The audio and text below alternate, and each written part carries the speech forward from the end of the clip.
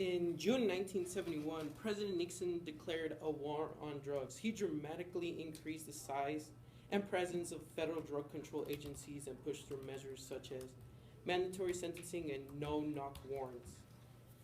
The drug war might have started in 1971, but it's still relevant to this day. When you think of the drug war, most two countries come into mind, which is the United States and Mexico. It's all over the world, but those are the two main players.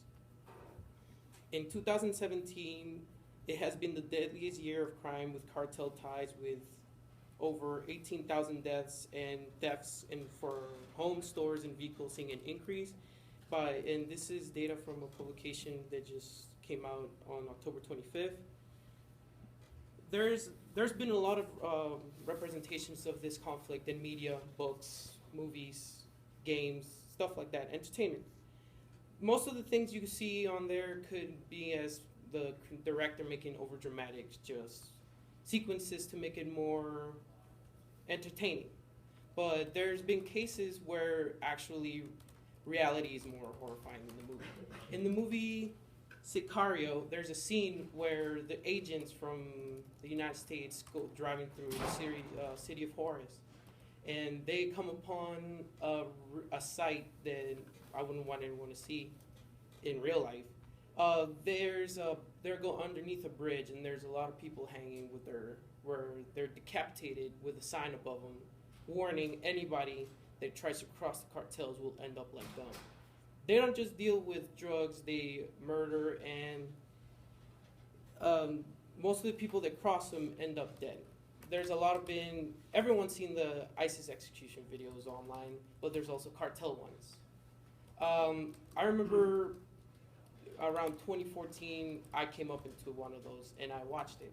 It was very low quality. It was shot like somewhere in Arizona in the rurals, but it was two people that tried to cross them, and they were decapitated, and the video was posted online for other people to see that you should never cross them and stuff like that. The problem is so bad that it's still escalating to this year. Last year, I was in Mexico for about 4 months, and I went to Cancun, and that's one of the other big southern spots in the country where it's like a really hot activity. In tourist spots, there's a lot of robberies and like kidnappings and stuff like that, but it's lowered itself in the last couple of months. But when I was there, it was almost at its peak, and every hotel there in the tourist street had at least 2 military men with fully automated weapons. And at some points in the beach side, if you look to the horizon, you could actually see some yachts, and it turned out those to be narco yachts. So it's a big hot location for those type of things. And you could say those are the hot spots, but the activity can be felt all over the country. The most safe city, I'll put that in quotation marks because there's still activity there, is Mexico City, but there's still murders connected to the cartels and drug war and stuff like that. And there's kidnappings all over, ransoms, stuff like that. There's a story published by Vice that tells the story of a woman who was kidnapped for 7 years and traded between two cartels as a sex slave. Really weird stuff, but that's how some of the things they do. The cartel doesn't just have influence in Mexico. Their connections last from all the way to Chicago with black tar heroin, Hawaii with meth, and Florida with cocaine, stuff like that. And to Europe, but those are more connected to the Asian and like European crime organizations. Everyone's heard of El Chapo here, right? Remember when he was the joke of internet culture like a couple of years back, his escapes?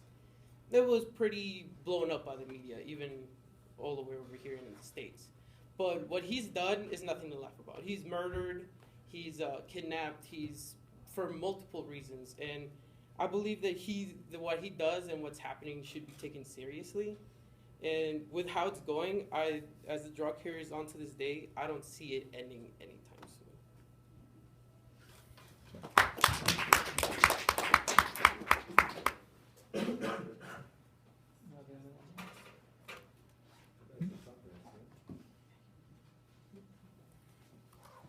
had no idea Cancun was so messy.